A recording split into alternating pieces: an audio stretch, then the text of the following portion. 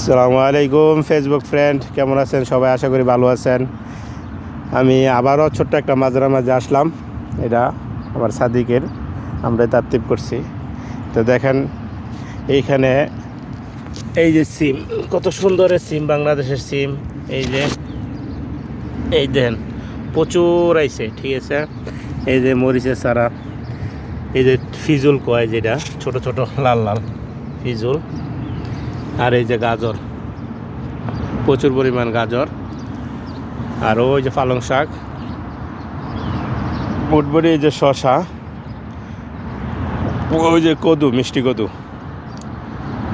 এই দেখেন ছোট্ট একটা মাজরা, এটা আমরা তারতিব করছি।